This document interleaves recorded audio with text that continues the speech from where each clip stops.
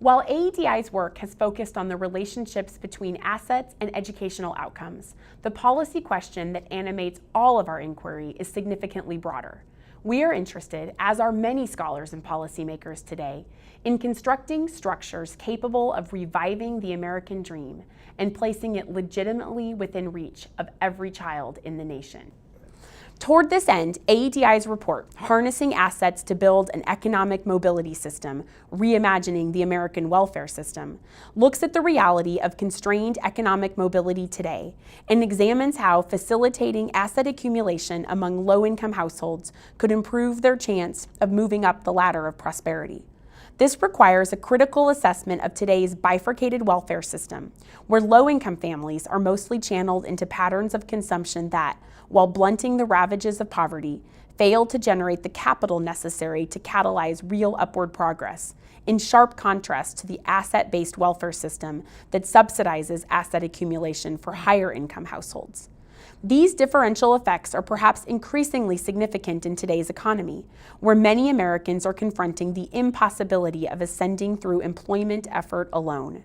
A growing gap between productivity and wages, increasing global competition that limits dramatic wage growth, replacement of some solid job opportunities by technological advancement, and rising higher education costs that keep many low-income students from pursuing necessary credentials combine to hollow out the middle class. These are mostly long-term trends, unlikely to reverse even as the economy recovers from recession, and they are significant factors driving disillusionment as more Americans question whether the American dream really lives for themselves and their children.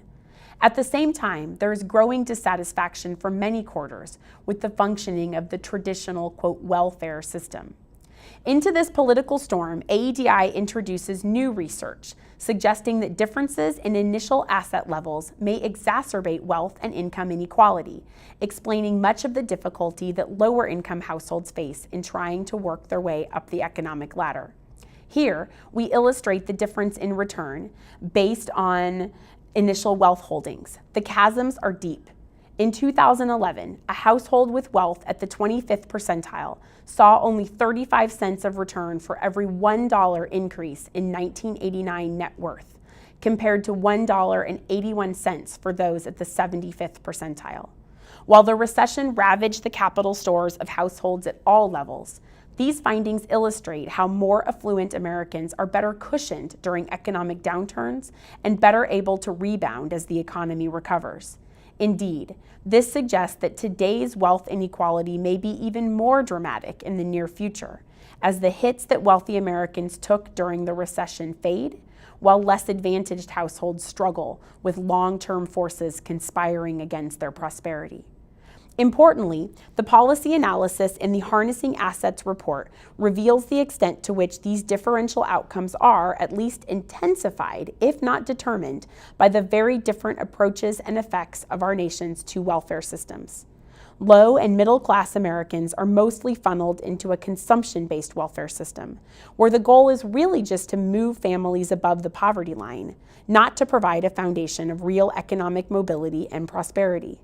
Present-day survival needs are emphasized.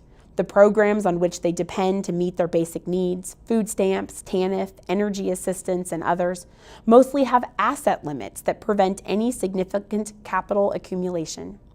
Families are given the explicit message that work effort will move them out of poverty and that savings could threaten their current stability. This results for many in a lifetime of near poverty and thwarted upward mobility. For many within this system, the ladder to the American dream is broken. Higher income households, on the other hand, receive considerable encouragement to accumulate assets, mostly in the form of tax preferences. Public policy subsidizes their retirement savings in 401ks and IRAs and has facilitated a dramatic buildup of capital through homeownership. Growth needs are prioritized, and this asset accumulation is clearly understood as an investment in families' futures and in the future prosperity of the nation. The future orientation of this asset-based system includes the American dream of doing better than one's parents and positioning one's children to do better still.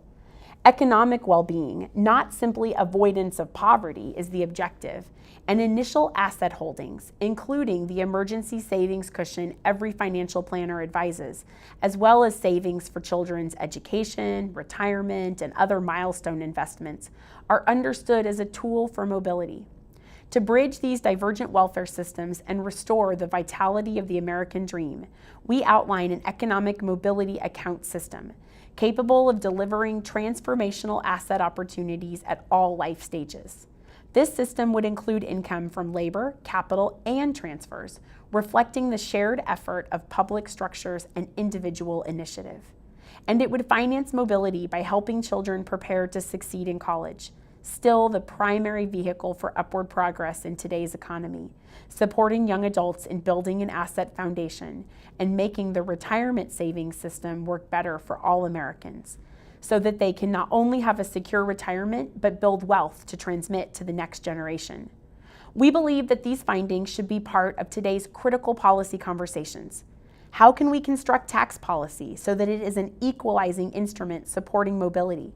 How should we incorporate college savings into our financial aid system? How can we craft transfers so that we ensure they are levers for asset accumulation instead of poverty traps? How can we support young adults during the critical post-college years so that they are not disadvantaged over their lifetimes as a result of their student debt obligations? How can we build the three legs of the economic mobility stool so that they complement each other and provide a solid foundation, even in the midst of countervailing macroeconomic forces? How can public policy redeem the American dream?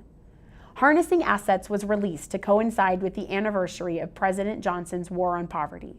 Our nation turned together to consider the legacy of our collective commitment to economic opportunity and to question the suitability of the systems we built for tomorrow's economic challenges and today's justice imperatives.